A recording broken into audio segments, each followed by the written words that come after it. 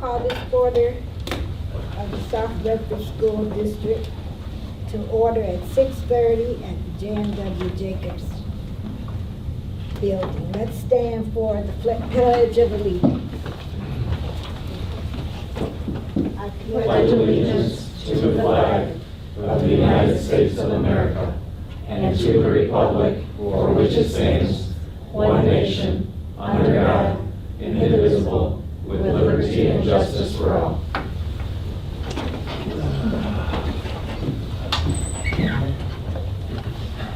Next item on the agenda is Mr. Baker, would you call roll, please? Sure thing. Misha Early, Present.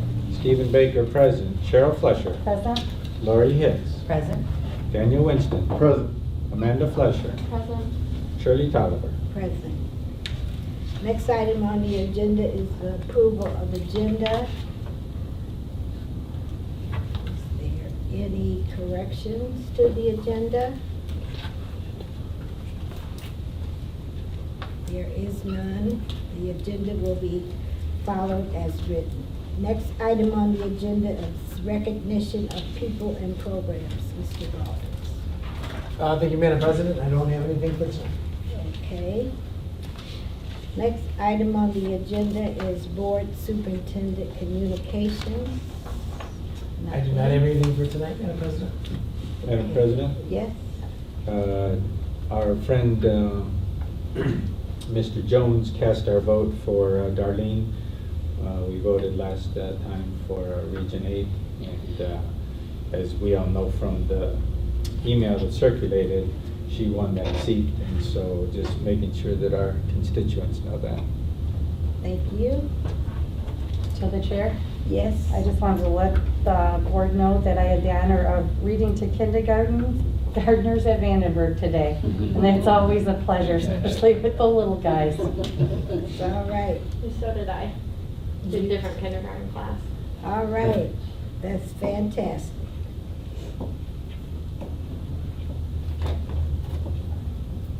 And I have something.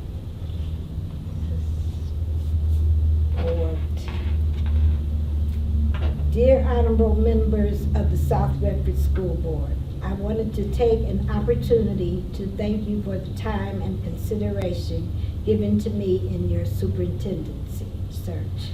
While I was disappointed to not be selected for the position, I am comforting to know that the district is in good hands with your selection.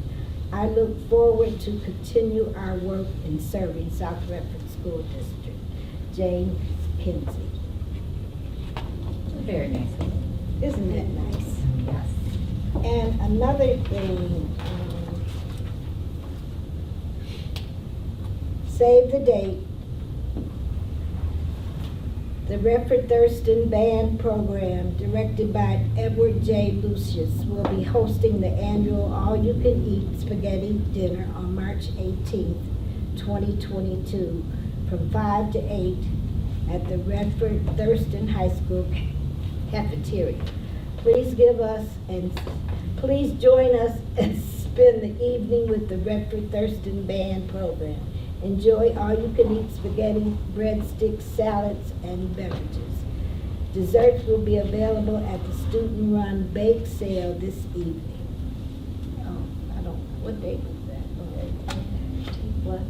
March 18th. Okay. Oh, good, so the bake sale's the same It's day, there, too? yeah. Okay, all right. Entertainment for the evening will include performances from the Thurston High School very own honor band.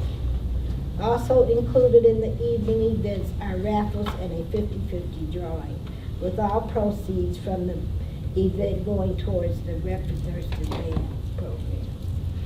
So let's mark our calendars for that day so we can support them. And what date was that again? March 18th, 5 to 8 in Thurston's cafeteria. Next item on the agenda is comments from the audience. We have none. Okay. Plus Delta for improvement, Mrs. Davison. Madam President, from the meeting on February 28th, The pluses were that Principal Hubbard and the Adams staff did a wonderful job sharing about Adams School. We appreciate having the SREA and the SROPA present their updates. And Linda Earl did a wonderful job presenting the budget status. One delta, that the camera location, as I see it has slightly been moved this evening, would not be blocking the presentation window. And that's all.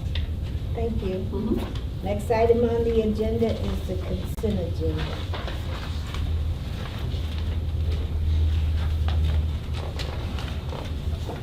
Madam President, Yes. I'd like to move the adoption of the following resolution, please. Support. Are there any questions? Okay, I guess not. It's been moved by Mrs. Fletcher and supported by Mrs. Early. All in favor? Aye. Nay? Opposes? None, okay.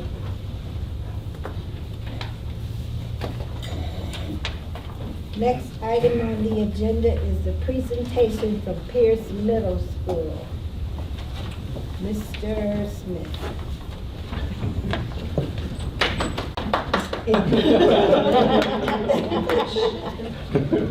That's my guy right there.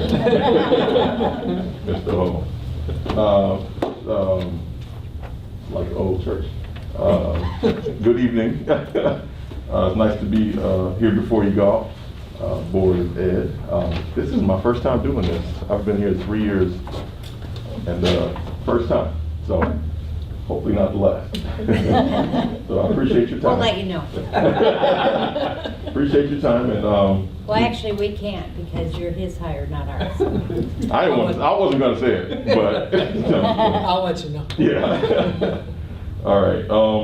So we appreciate you guys for allowing us to share a snapshot of what Pierce has been up to this year, for the most part. Can you come up here? Mr. Hall, I just want to start with Mr. Hall. He is, I wouldn't even say he's my right hand. We do this together. We're not disjointed at all. We have lots of conversations. We work on everything together. We argue, we debate, but when it comes down to it, when we step in front of the staff and step in front of the students, we're together every time. And we're going to do this presentation together. And I just told him we were going to do a presentation, and he was like, all right, I'll be there. I didn't say you had to come, but I appreciate everything that he does for our building and our students and our school community. He means a lot to me. I wouldn't be able to do half of the things that I do if he was not in our building. So I'd like to give honor, before we even get started, to Mr. Hall and the amazing work that he does for our school.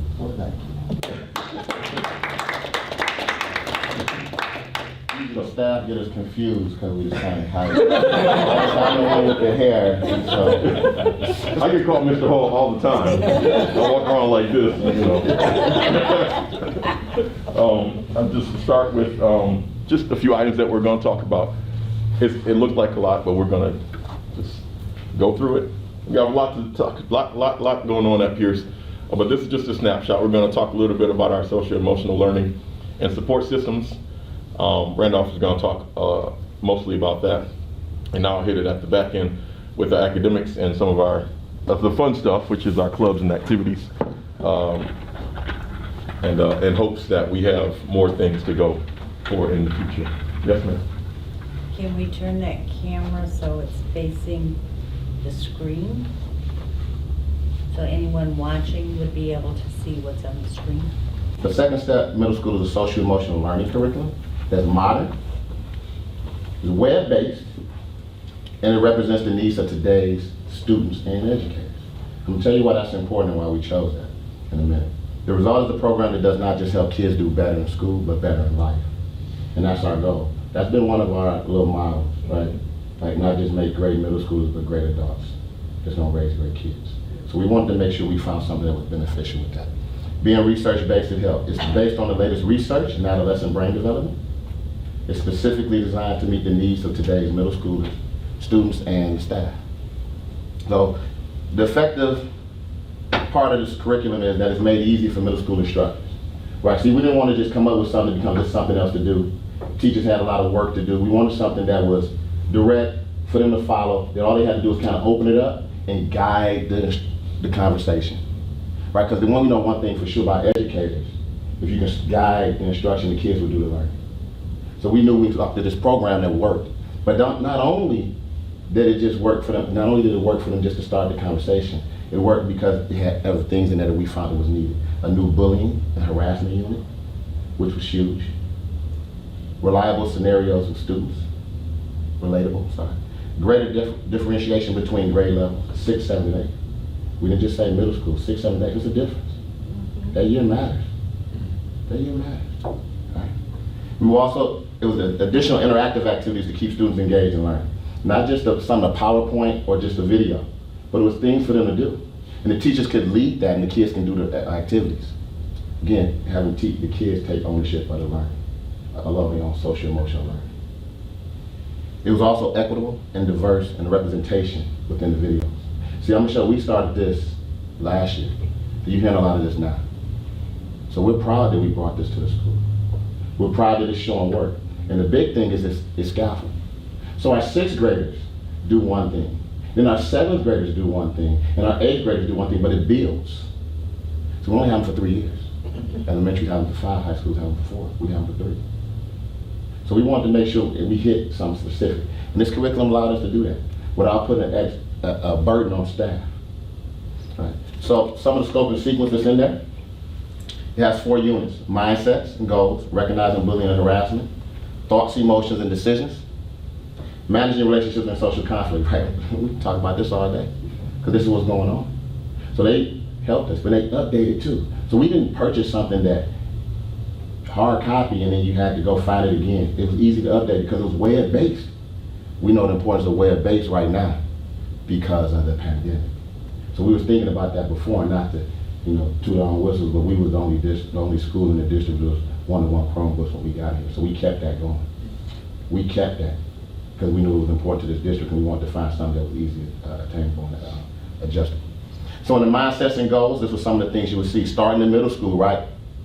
Nobody know how to start middle school. It's new. So how do our kids understand what middle school is? Do they hear from their friends? Do they hear from the neighborhood? So we got an opportunity to talk and see what their concerns were. This curriculum allowed that and allowed the teachers to get into this discussion.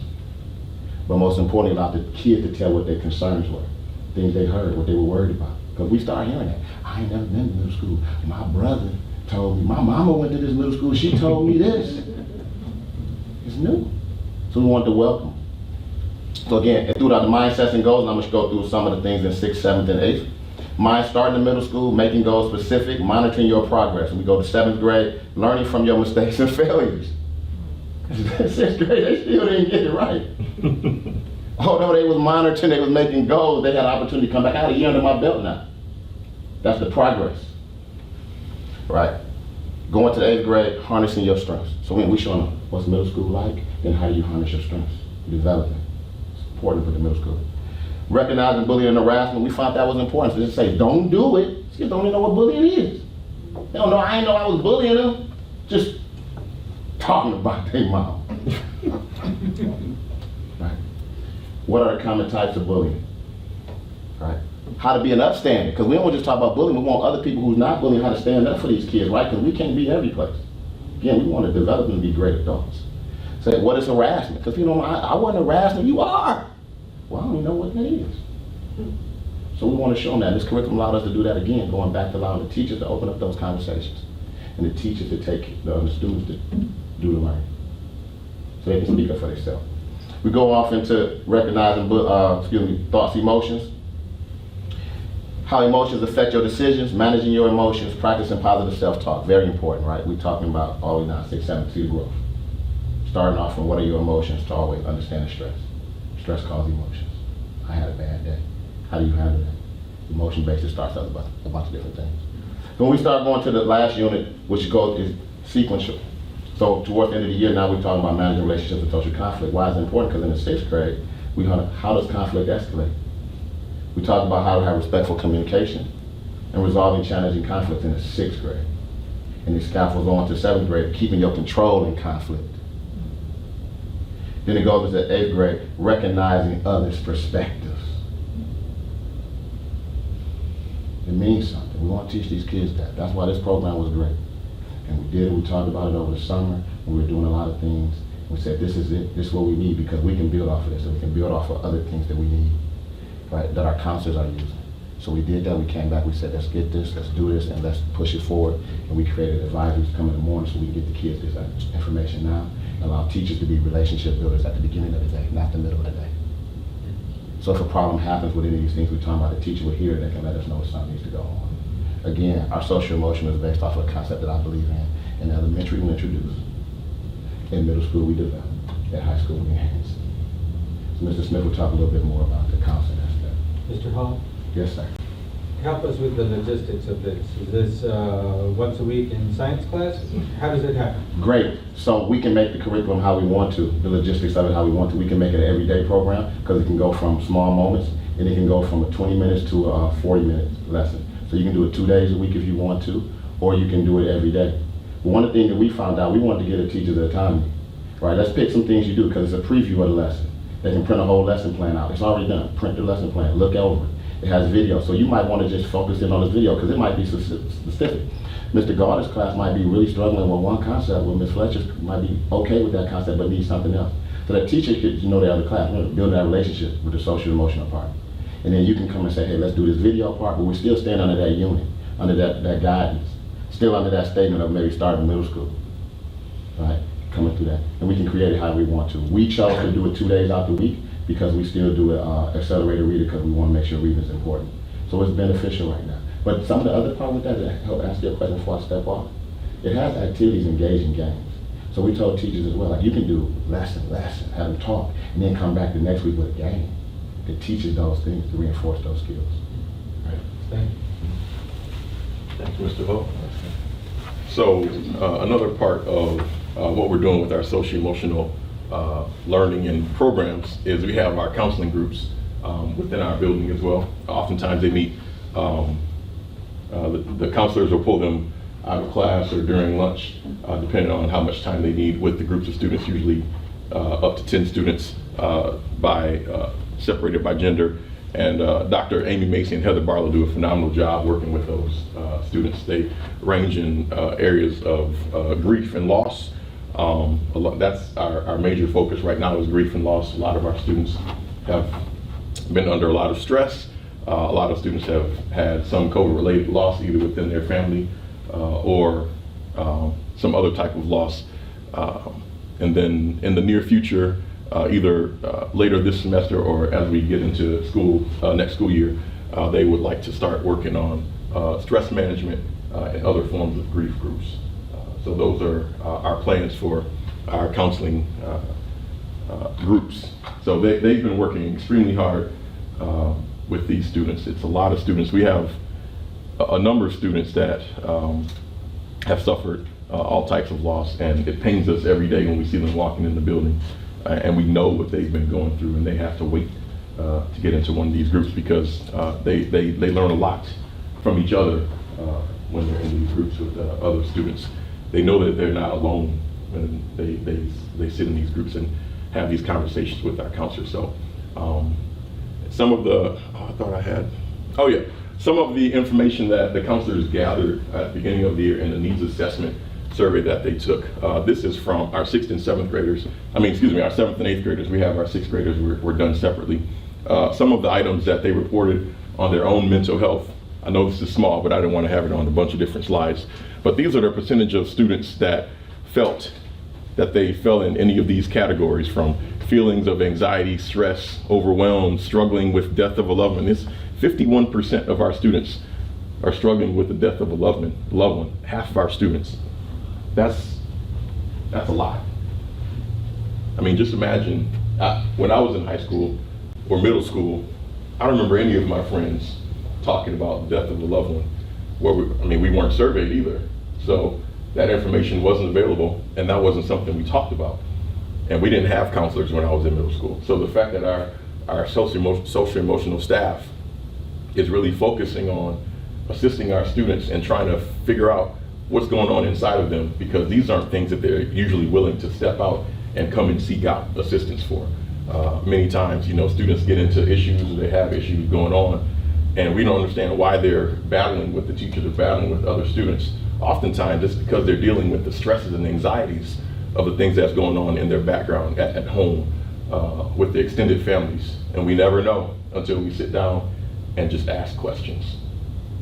That's first place, is just asking questions. So this needs survey gave us a lot of data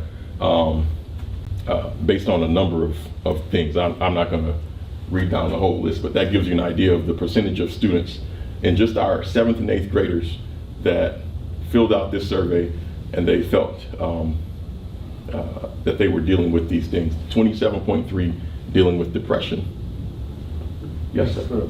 So it's safe to assume that some students are dealing with multiple of these categories at one time? Yes, yes. And then they're expected to come into the school and act right, or be able to learn and focus. Yes, ma'am. What type of doctor is Dr. Meese? Is she a medical doctor or a Counselor. psychology counselor? Yes. Then we surveyed our 6th grade, about 172 of them. They did a little better with the survey. Our 7th and 8th graders struggled with taking the survey. But our 6th graders, our 6th grade teaching team is just a whole different beast altogether. They're a phenomenal group of teachers. I wish everybody could have come, but they ain't coming tonight. So, but this is their survey was a little bit different, but these are the percentages of students that were felt that they were struggling or dealing with these things as well. As once again, 58% struggling with the death of a loved one. That's 6th grade. That's really high. It's a lot of students, of 172 students. So, around 90 or 95 of our students, 6th graders, 11, 12 years old children are dealing with death of a loved one, and 28.5 dealing with depression. I didn't know what depression was when I was in 6th grade. I was just running around, throwing the ball, playing 2-hand touch, below the waist, and thought that everything was great.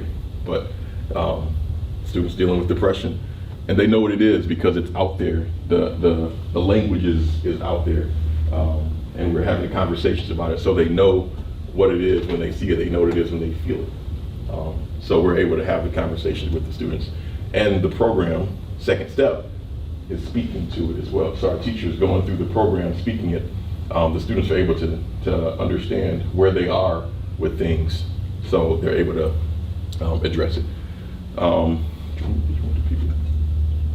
Okay, people, we just taking the next step. We have positive behavior intervention support systems in our building. It's all the elementaries are doing PBIS. I know you guys completely know what PBIS is all about, so I'm not going to get too deep into it. But often, a lot of times we talk about the behavior issues and all the bad things that are going on. These are the great things that are going on. Students are doing phenomenal things in our building, and we want to honor and reward them for the great things that they're doing. So for any little thing, you're picking up a piece of paper or helping with the trash at lunch, or any little thing that our students are doing, hook them up with a power ticket, and over time, they're able to receive rewards either in their classroom. Teachers have pencils and knickknacks and all types of things. And we also raffle off items in our building during lunch times for students when they have, they put in their power tickets. They're also able to turn in a certain amount of tickets to do certain rewards during lunches, like go and play basketball during lunch, or go watch a movie during lunch, or it's a number of things that we do with our students. So it'll encourage them to do great things and be rewarded for it. And we also have PBIS rewards days for students that show positive behaviors over time. So we shut down each grade level, we shut down the grade level, send them to the performing arts wing, and we have a party for half hour, 45 minutes or so. And those students, we have candy. Well, we don't get candy. Yeah, we have candy. We have the popsicles. Sorry, not popsicles, but the lollipops. You know what I'm talking about. The blow pops and the Tootsie Pops. Yeah, it's junk. We also have water, right? We have water, and we have other snacks that they're able to either get for free. Some things we sell. And then, we open up the gyms, we open up the cafeteria, we have a DJ, and they dance, or they hustle. They don't really know how to dance. So dances are weird now. And we just, they just run around in that area of the building, and they make a lot of noise, and it's a lot of fun, My first time actually experiencing it was just a couple weeks ago, because all the other times, for some reason, I was out of the building. I have no idea how it always happened that way, but it was fun to see all the students just run around having a good time, because they were doing excellent things in our building. And it was, it's probably 85% of each grade level of students is participating in this. So a lot of our students are having a good time and doing great things in our building. So with our title budget, one of the things that we decided to do was move one of our paraprofessionals who kind of ran our Student Responsibility Center. We moved him to become our Dean of Culture and Family Engagement, we were transitioning from having an SRC. Many of you know what the SRC is at the middle school and the high school. And we had some conversations about what that does to our students. So a teacher sends a student out of class for a number of behavioral reasons. The student leaves the class and they go to a room and they sit there and they write a paper about what they were doing. And they have a conversation at some point about what was going on in class, be it small or large. And while they're in this room, they're not learning. That was a problem to us. Many times we don't believe that our students need to leave the learning environment to understand the problems that are going on within themselves in the classroom.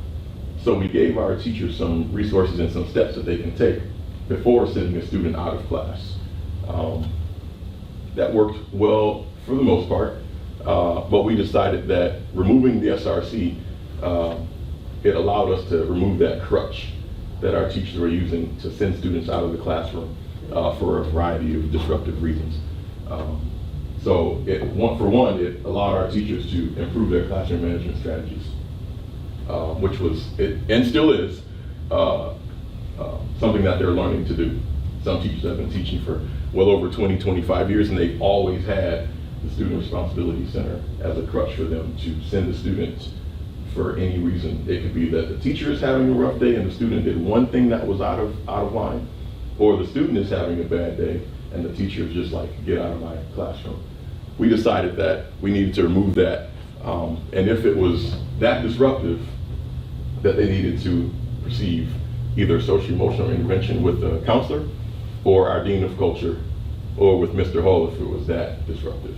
So the Dean of Culture, he works with Randolph and I, and we've created a system where we have alternatives to suspension, because if it gets to the point where we have to meet with the student, then there needs to be an intervention. That is not something that the teacher can do. So we have alternatives to suspension. When it's a teacher versus student issue or a student versus student issue, we do restorative practices. And these are a lot of things that he does with our students. A lot of times a parent comes in the building, they say, hey, Mr. Smith, I need to talk to you. No, you don't. You can speak with our Dean of Culture and Family Engagement, because that's what he does. Mr. Winston, he walks up to the building, he's like, hey, Desmond, we need to talk about Daniel and so-and-so. Okay, let me call Mr. Williams. Mr. Williams comes right up. He brings Mr. Winston right in. They have a conversation. 20 minutes later, he's meeting with his student and the student that is having an issue, and it's being resolved using restorative practices, all at the top of the day. The students don't have to worry about anything for the rest of the day, and they feel safe in the building. That's ultimately what we want our students to be able to do, feel safe, and then they're able to learn. So using his restorative practices training has helped a lot, and has tapered the amount of traffic that's gone to the assistant principal's office, and then students are still in class learning, which is ultimately what we want our students to be able to do. He also collaborates with PTO and other families to create all different types of programs. Now that we're kind of opening back up, he's going to be doing a few more opportunities and activities with PTO and with our families getting them into the building. We had some plans at the beginning of the year. You all know how things went, so we kind of pulled back on some plans. And now that things are opening back up, he's going to start having, families come into the building, getting them trained on some things, have some conversations about some of the social emotional things that our students are dealing with. And he's going to be leading that charge in conjunction with us. And one of the things that he and one of our other paraprofessionals started back up just maybe 3 or 4 weeks ago, it's called Kings and Queens. I don't know if it's a group or a club, I just put group. But it's a beautiful young group of students of all grade levels in our building. And these are students that they're not all challenging, but they need a little additional support. And oftentimes I've seen them, Mr. Hull has seen them, Mr. Williams has seen them, so we can name them all. We walk in the room, we say, yep, because we know all of them. This group of students, they get additional support twice a week during our advisory time, which is at the very beginning of the day. They have snacks, they have conversations, and then on Thursdays, they dress up. And on those days, we call them kings and queens. When they walk in the halls, you know exactly who they are. Students, young ladies walking by early at the beginning of the year, having all kinds of issues for a variety of reasons. Very charismatic students. They could change a classroom as soon as they walked in if they wanted to. Now, when they walk in the halls on Thursdays, their heads are held high. They have a whole different walk about them. They have a whole different posture. They're dressed up. I said, hey, Queen. Hey, Mr. Their days are amazing. The things that they do are amazing.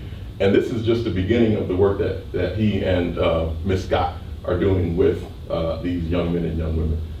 They're very proud of the work that they're doing. They're very proud of the progress they've already made as kings and queens of our building.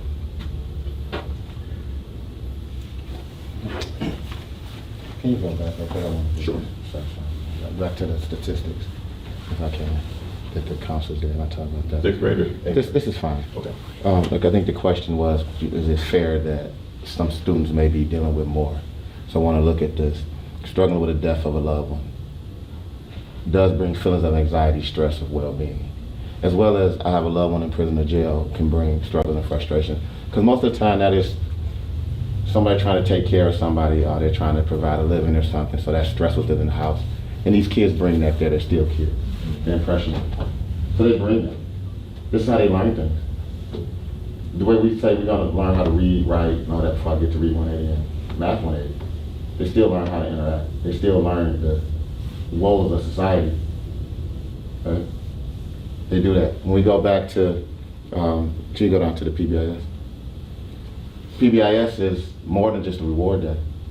It's an opportunity for them to realize they're good, there's something good, they're celebrating. You'd be amazed how kids come out, I got a power ticket. You can't even buy nothing with a power ticket, but they got a power ticket. And they're happy. So it takes a little bit out because school should be a welcoming place. Period. It should. That's the concept has always been. It should be here. South Redford uses schools in the community, which has always been great, and that's what it should be. Kids should be, it should be a community place for them. A place to get away from the things that's going on at home, that their adults are dealing with, that they see and learn. We can't, please say, no one says that they're not learning that because they don't do any homework from social media, but they're learning about it. So they're learning these things and they're coming back. So PBIS is a time to let it be, it's a good feel. It's an overall good feel. To be places with their friends, to celebrate and to have something they want to accomplish. A marker for themselves without even knowing. I didn't make the first one, but I made the second one. Mm-hmm. All right, we'll go to the next slide. All right, so Mr. Smith talked a little bit about the SRC room. Some things we looked at and adjusted that. It is a thing called seat time waiver, and we want to make sure the kids have an opportunity to be in instruction under a teacher.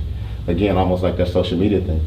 Kids may not necessarily be doing homework, but they're learning from it. So being in the classroom with a teacher and hear a teacher speaking and talking, you're learning something. So we want them in there. They're the ones that's paid. They're the ones that have a degree, so they're hearing these lessons.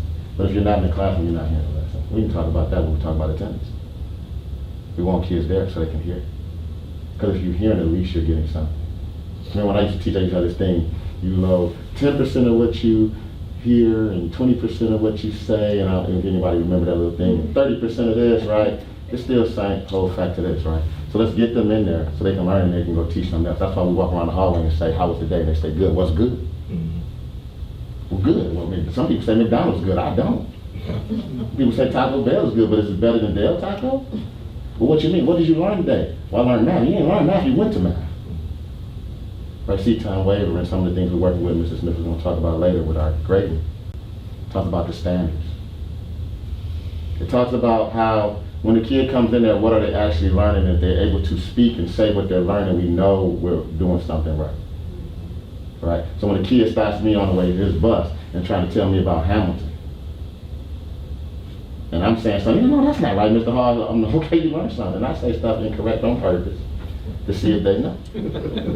Okay. All right. So Math 180 is a newer process. We started off with Read 180 when we started this year. Again, web-based, still staying web-based, right? We still want to embrace this technology, right? We don't want to run from it. It's what it is, right? It also allows our kids, if a kid is not in here, and I always thought about it, before the pandemic, what if a kid was in a car accident? Couldn't make it to school. They still should be entitled to learn. Right? We always can't send somebody to somebody's house, but they still have the opportunities to learn. So again, a web-based program, but what it is we have skill classes, and the teachers have to come up with what I'm going to teach for this day. Right? So it was spread, right? So we said, well, let's do Math 180. It's a curriculum, again, research-based, and it helps kids learn these concepts that they might be missing, but does not take them out of their grade level class. See, we're not taking you out of your 6th grade or your 7th grade math class and saying, go do this other Read 180 skill class. We're saying, no, you're still going to be caught up with what you're supposed to be doing grade level, but we're going to get these little pieces that you may have missed. Because it's hard to do fractions when you're kind of struggling with mathematics, but when you come to Read 180, Math 180, it's going to help build up your mathematics skills. So you're able to learn while you're in the next class. So we've heard kids say, like, this class actually helped me better in my regular class. And that's the goal. Ding, ding, ding, ding, ding. That's what we want. We go to Read 180, which is something I have a little more, Math 180 is new. Read 180 I've actually, I've done. Right? Yes, look. Right. Yeah, let's go to Read 180. Those are lexile. Let's go to Read 180 and we'll come back and talk about the lexile. This is Read 180. Okay. All right. So these are some of the growth patterns that we have. Database. It's important. It's important to see growth. All right. So I'm going to show you a little story about Read 180, and I used Read 180 before, and I worked at a detention center. And I had a kid that was 16 that could not read. And y'all might say impossible. Couldn't read Dr. Seuss book. I'm talking about Nat, Sat, Cat. Could not read it. This program helped him read it to the point he got excited about reading. So it's not just about a learning thing, it's something that's exciting because our kids play games. But they play these learning games. See, it's cool when we talk about Khan Academy. It's cool when we talk about cool math and all these different things. But Read 180 is a little more structured. It's a little more based. Lexile level. So everything is going to increase. But not only just increase your reading, but increase your writing, your vocabulary, and pronunciation. Because you take these several other steps. You're not just reading a book on an e-reader. They're checking your comprehension. Then you get a test that you got to type the word in. I didn't even know I was trying to spell this word. Well, I know how to do it quick. But I'm learning how to write and learn these words, which help reading and writing. We know that the more you write, the better you learn how to read and you learn how to spell. I'm going to tell you 100% sure I ain't ashamed. I'm a spell check generation. I wait for the line. Just being honest. And I have 3 degrees. I'm just being honest. Wait for the line. And if it don't have a line, because some of these new things don't give you no line, I take it and put it in my email because my email let me know what's right. And then I click it from there and then put them back in that Google Doc. Right? I'm just being honest. So again, this C-time waiver and what we learn is because if I'm struggling in this ELA class, I'm kind of going to shy away from it. I might do some of the things that want to get me put out. I'm going to miss that time of learning and comprehension. But with this Read 180, I'm starting to pick up a few different things. I'm picking up these skills that's important for me to learn, to talk about mythology and all these different things. I'm actually starting to learn how to say mythology now, which I didn't know how to say at first. Right? Because these are helping me pronunciate my words. So we see a growth with Lexile Level. And for those of you who may not be familiar with Lexile Level, it's a reading index. Right? So we come back and one of the things we talked about that first year, because we talk a lot, Mr. Smith introduced us with that. We talk a lot. And we look at the data. And it wasn't like, didn't like that. You know what I'm saying? I didn't like it. And so we didn't like it in the reading and we didn't like it in the math, and those are one of our areas that we test the most in. We test. So we wanted to find ways to increase that. So this was some of the stuff we looked at. So again, it's a future plan. And finding ways that's creative, engaging, and allowing these kids to get this right. Right? We can go over if you want to go back over to some of the data with it, that's fine. But that's what these programs are here, web-based programs. There's not remediation. They push the kids. They push the kids.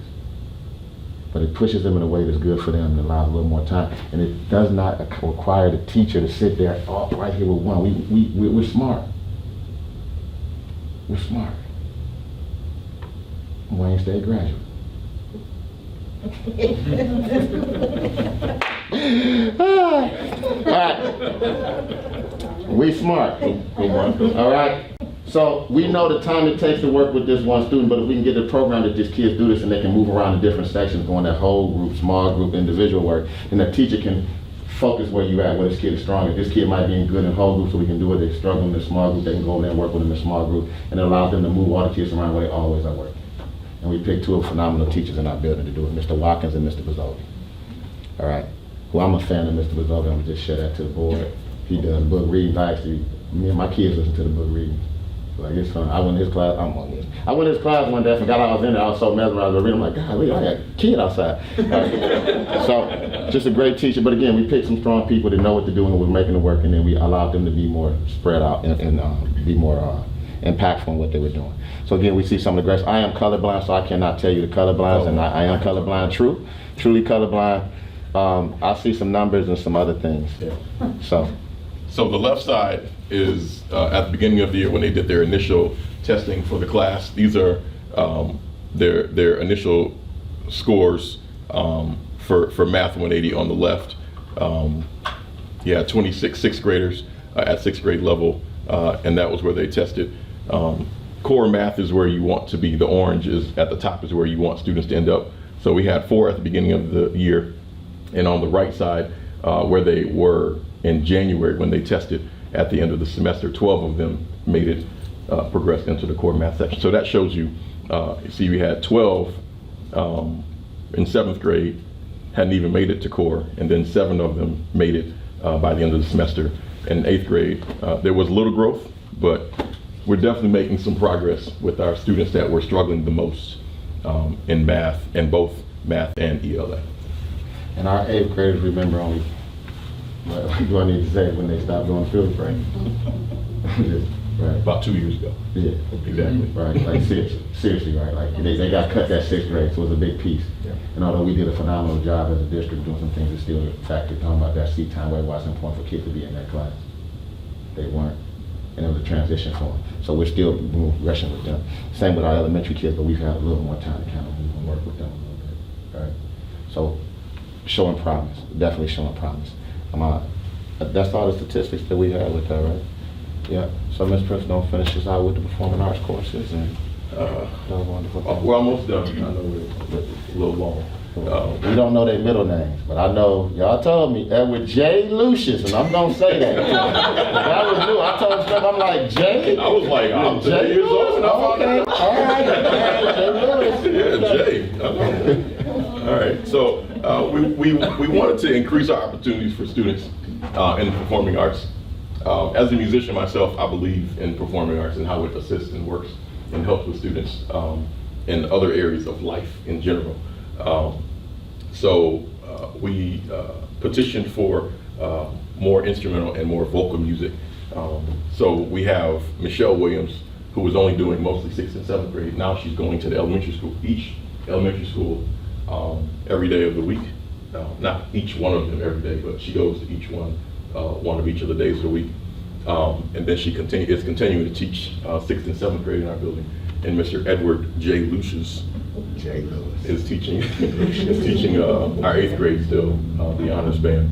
But we're trying to encourage students at the upper elementary levels to get interested and encourage them to participate in vocal and instrumental music.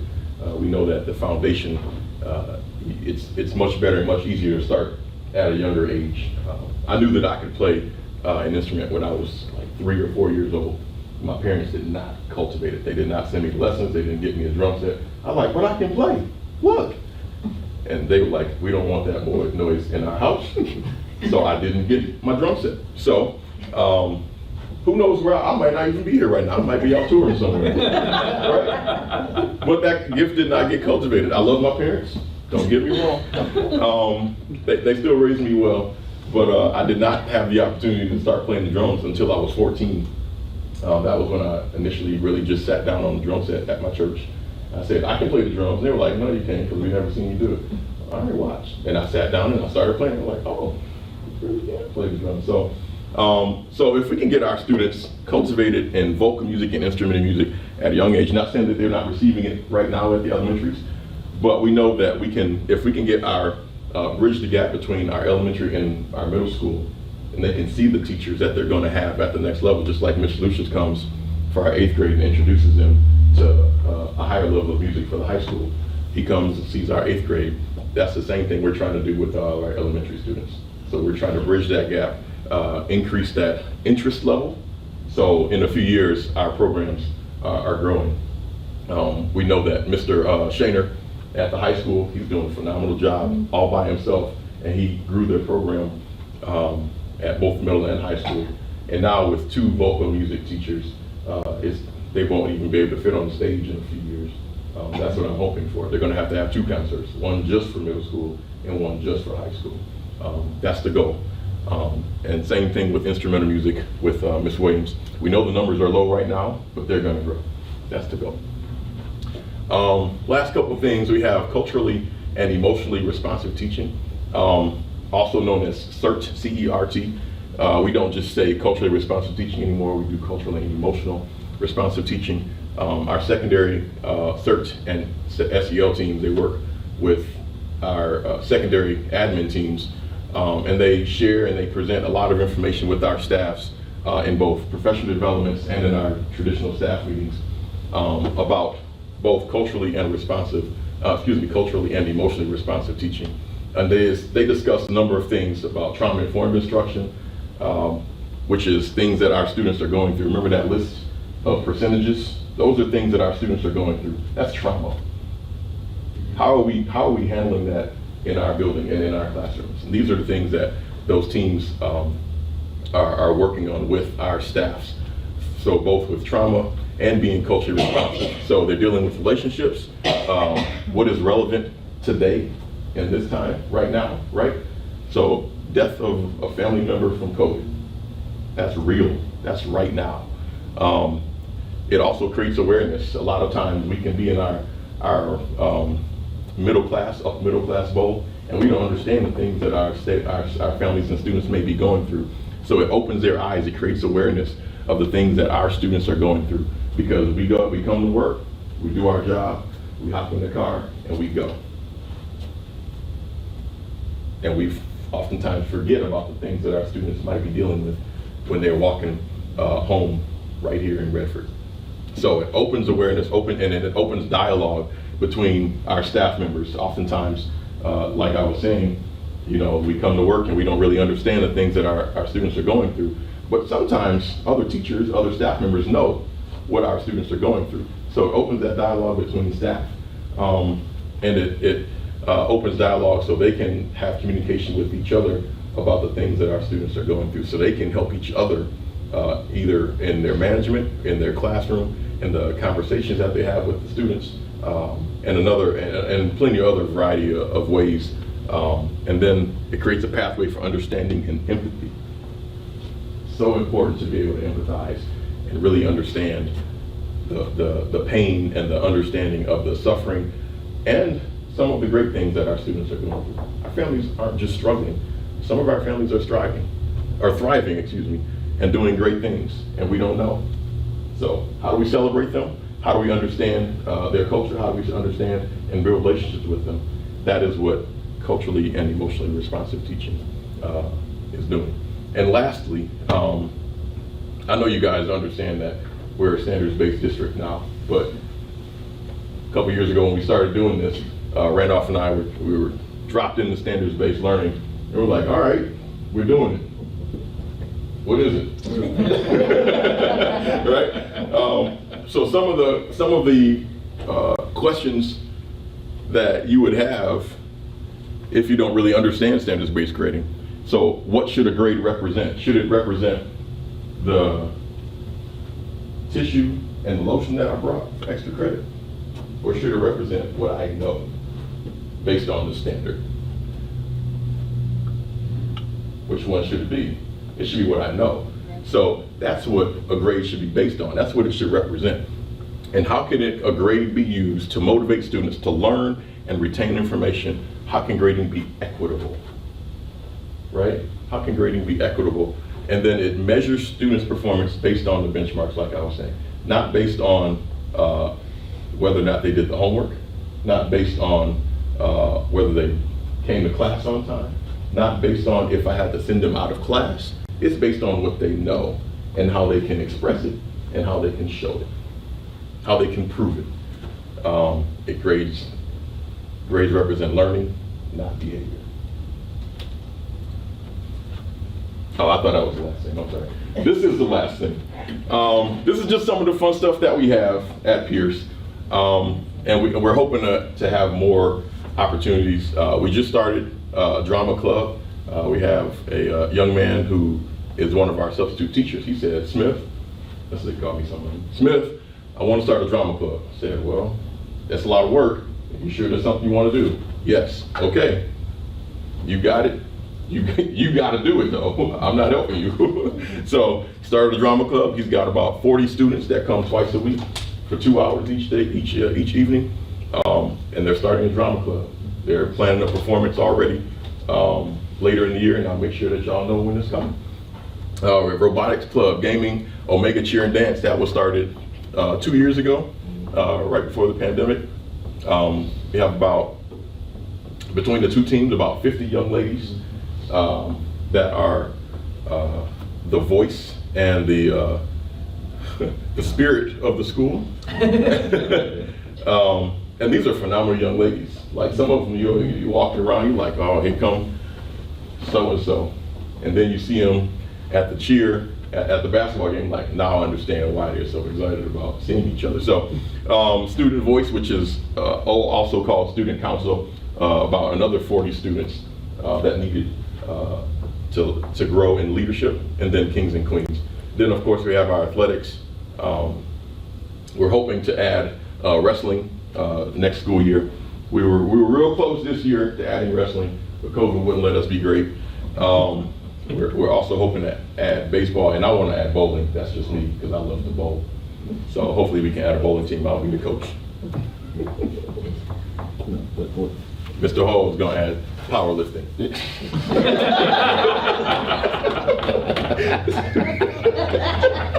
I couldn't resist. I wanted to touch on this because this is true to my heart. My undergrad is exercise physiology, and I do community health stuff. I grew up in recreation centers, Boys and Girls Club, YMCAs. This creates character, gives us an opportunity to be out, just be who we are. I've also had an opportunity to work at a performing arts school, and when Motown came out, one of the kids actually got picked up to be the little Michael Jackson. Blew my mind. I'm like, they really do that? Like, you really pick like kids right from here, and they go up and they do these things. So we want to make sure that our kids they're able to express some talent that's inside of them that maybe they don't have the opportunity. And unfortunately, football, basketball dominates. Right? But what about the kids that are dramas, the little Denzels, right? Leonardo DiCaprio, right? So if I got an opportunity to put something in here, I'm gonna do it. I'll catch me if you can. We're gonna put some stuff in here because, again, going back to what I said earlier, that community part. These kids to come here and showcase their talents, right? Because the kid that's been walking through our building that no one talks to does not know that he self-taught himself how to do piano until he gets in front of them and they're like, you did that? And now he becomes popular. He has something to share and talk about. Because when we talked about how he taught himself how to play drums, and he's a phenomenal drummer. Right? Thank you. Yeah, you are. Our student council, Student Voice, We didn't want just a student council that be the president, popularity stuff, right? We want the kids that's gonna come up and make that movement. Talk about some things that need to be done. Yeah. Right, so student voice and student council is not just I got more friends than you, so I'm the queen. It's not that. It's a group of people that work together in our building and talk about things they need. Case in point, they said we need a microwave in our cafeteria. And Mr. Hall, why we don't have a microwave in our cafeteria? That's a good question. Why don't? Huh? Why don't? I mean, what we need to do is then write it up. So we're teaching them how to write stuff up to be a voice, because we also teach them how to be a voice for themselves. And in a positive way with that, also to voice your concerns and opinion if you feel like a teacher doesn't do you wrong. I'm being honest with you. How do you talk? You don't just scream and yell. How do you properly talk about the things you want? How you sit in front of me, you still need to explain what your point. Right? So that's student voice and student council. These are some huge things. The Kings and Queens Club is not just a program, it's a mentor program.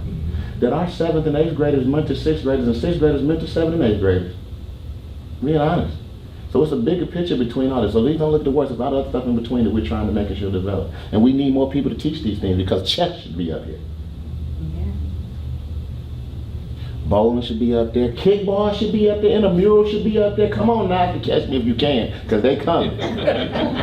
Right? Because we need these things. Because when I ride through South Redford, I see parks, I see fields, and I see we not utilizing it. And the middle school is about to do it. Thank you.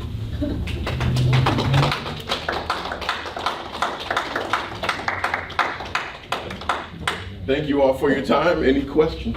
I'd like to know, can we get a copy of that? Yeah. Yes, ma'am. I'm sorry. My apologies. Yes, ma'am. I like how everybody defers to Chris. No, I gave him, yes. I shared it with Chris so he could have it ready. So I'm sure he can send it to you all. And I'm going to ask you another question. Yes, ma'am. Did you, by chance, ever work with the Detroit Metropolitan Youth Program? Because they had a lot of this. I did not. And it was fantastic. We worked with the kids and we had it going. Okay. Yeah. Okay. I have to take a look. Yes, sir. Okay. So money's not an issue and time's not an issue. For, This question. okay. You can change one thing about Pierce Middle School, and you can change one thing about your particular job at Pierce. What is it? Oh, that's a tough question. Can I come back next year?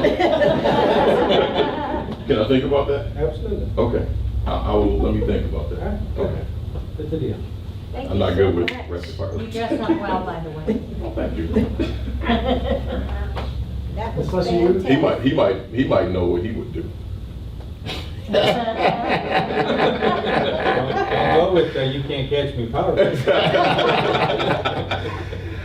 Especially you were asking about the movie, and I was thinking, hey, I've seen Desmond in the movie. Yeah.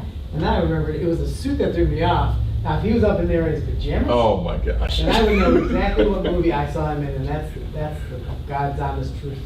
And what movie was that? I don't know if it had a title. But Desmond and his family were in on this huge screen in front of this Christmas, Gloria.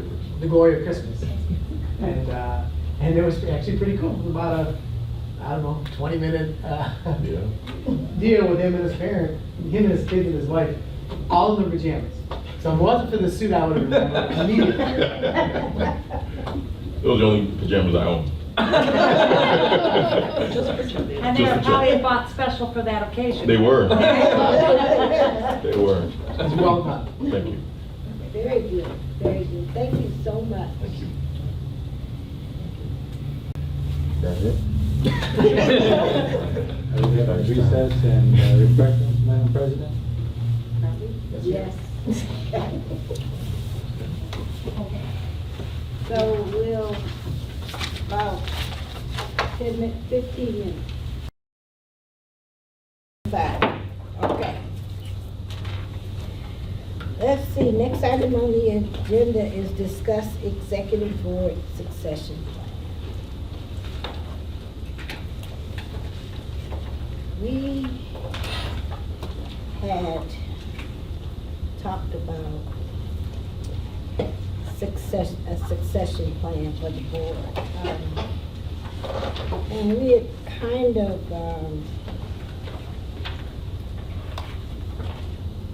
started it just, well, first of all, I want to say this. My dad used to always tell me, Shirley, you need to be prepared for any situation or any circumstance that comes up.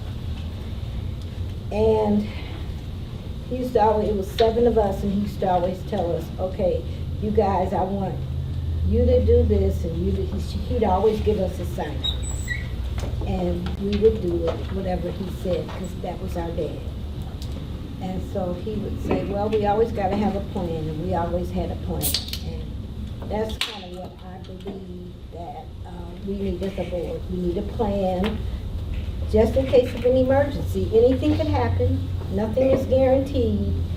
And so what I'd like to do is just talk about what everyone on this board would like to see.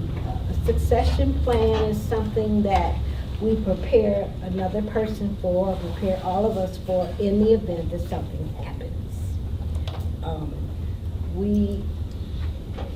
And most of you know that I'm really particular about us developing and, you know, trying to get ourselves to the point where we know what we should do as board members.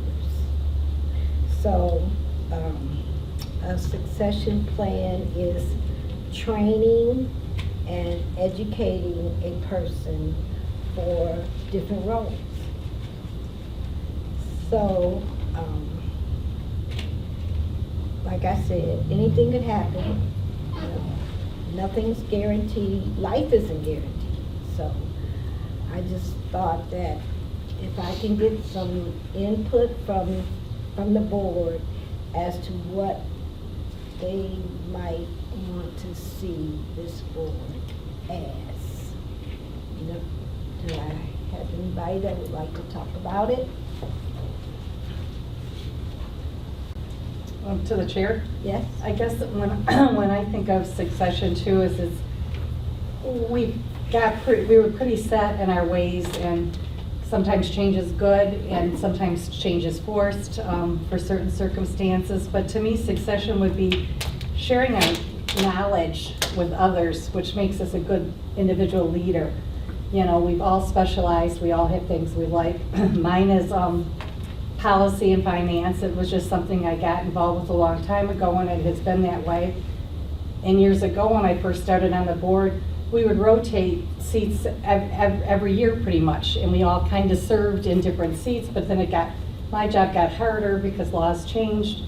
So I've been in the treasurer for 16 years now, with no change, maybe even longer than that.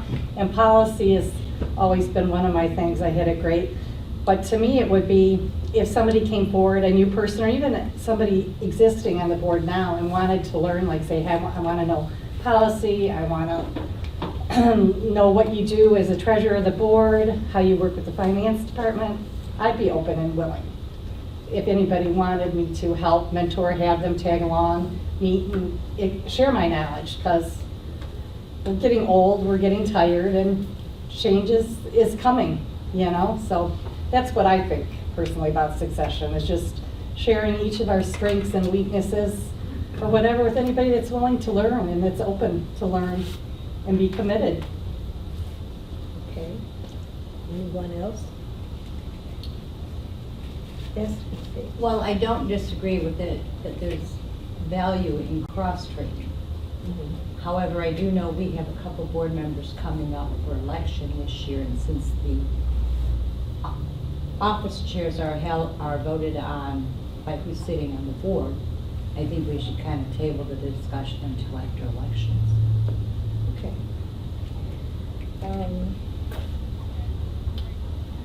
Well, we can table that. How does everyone feel about that? I don't know about tabling. I think succession is something that's ongoing. You know what I mean? So what we might be talking about right now might change tomorrow, you know, or next year, or whenever. So I think, we should start a conversation at least right now and continue. Anyone else?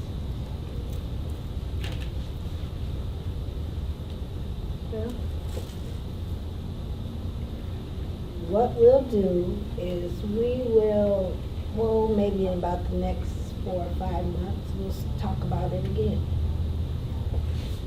Is that okay with everyone?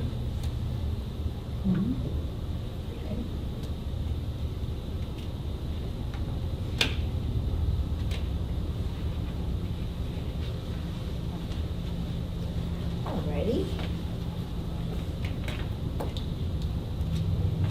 Next item on the agenda is comments from the audience. I guess we don't have any. Plus Delta. Madam President, what processes helped the board work this evening? Some pluses? The presentation from Pierce was very educational.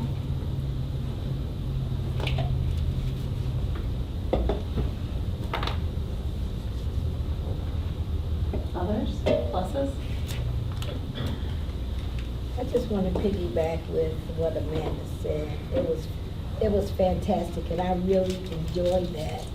And I did mention that I think that type of training and learning needs to start in 5th grade.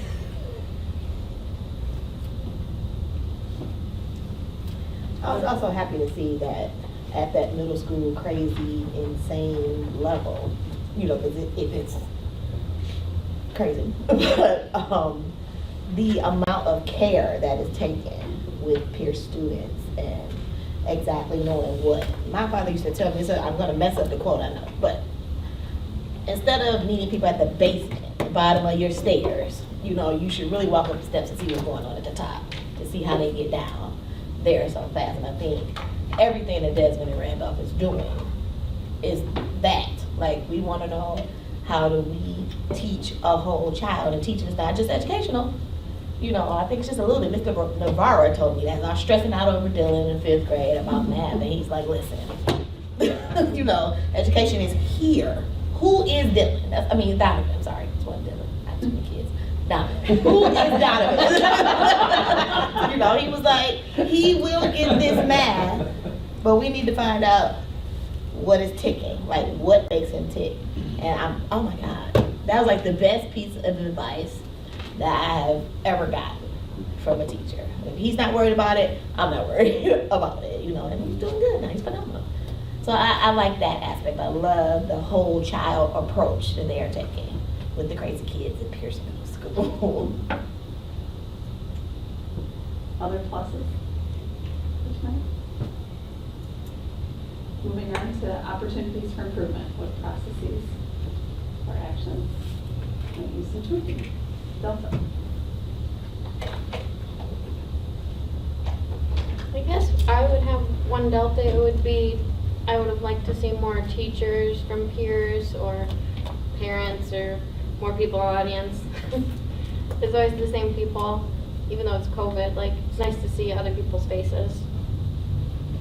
I will, usually we don't comment, but just so you know, and I've said this before, I told for this year, I told the principals only bring those that are really important for the presentation because of COVID. And I know things are loosening out now, but you know, I kind of have that for the rest of the school year, that it's just those who are there for the presentation. And so next year, you know, we'll go back to normal presentations with everybody else.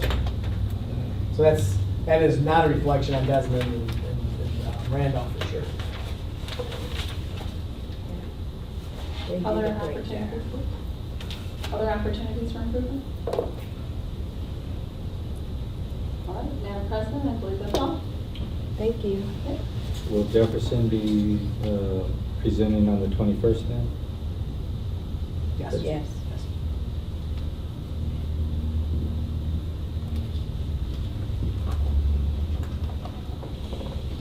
There's no other business that comes before this board.